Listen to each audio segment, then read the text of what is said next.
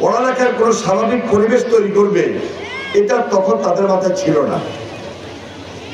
শুধু একটাই ছিল, বইয়ের মধ্যে লেখছে যে জয় বাংলা মুখস্থ করতে, বইয়ের মধ্যে লেখছে মুজিববাদী শাসন মুখস্থ করতে হবে, বইয়ের মধ্যে লেখছে যে বঙ্গবন্ধু মুখস্থ করতে হবে।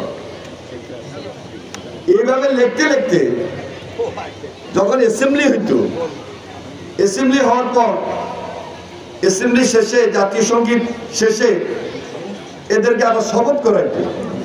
তা আমি বললাম 15-16 বছর এত শপথ করাইলো, এত জয় বাংলা মুখস্থ করলো,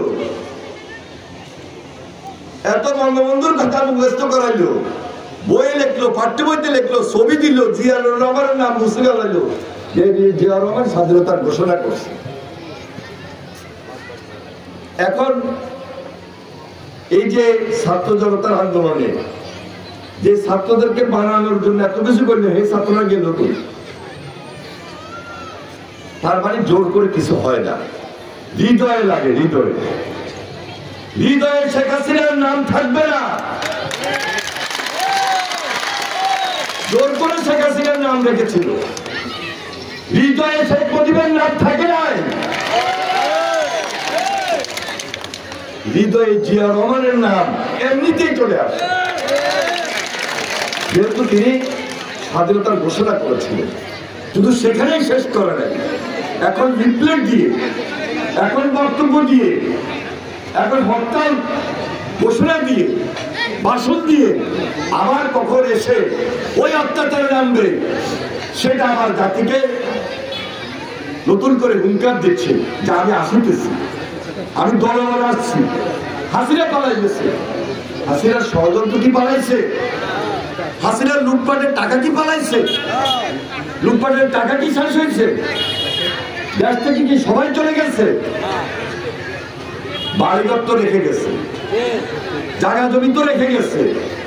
এখন গতকালকে দেখেন, লাইভে দেখছে, দেখেন নাই? এটা সেন্টিমেন্ট, এটা সেন্টিমেন্টের বহিঃ প্রকাশ।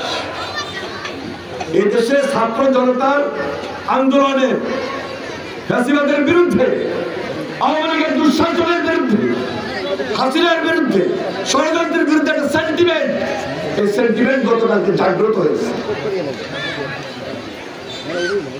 অনেকে বলেন নাই 5 তারিখের পর যে আওয়ামী লীগকে ক্ষমা করে দিবেন। ক্ষমা করার কোন সুযোগ আছে? ক্ষমা করার কোন সুযোগ দেয় না।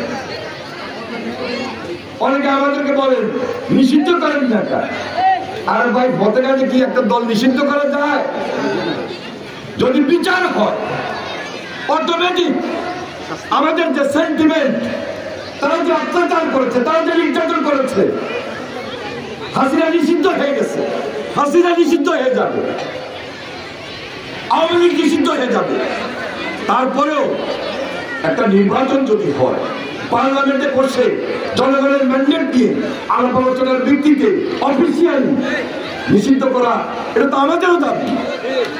এটা আমরা চাই, এই কারণে চাই যে এই হাসিনা গুম করেছে, এই হাসিনা খুনের অর্ডার দিয়েছে, অত্যাচার করেছে, নির্যাতন করেছে, লুটপাট করেছে। তাহলে হাসিনার বিচার হবে না, হাসিনাকে ক্ষমা করে দিব, ওই সুযোগ বাংলাদেশের মাটিতে বিএনপি দিবে না, আমরা দিব না। আমরা ছাত্র জনতার আন্দোলনে ছিলাম, জেল কেটেছি।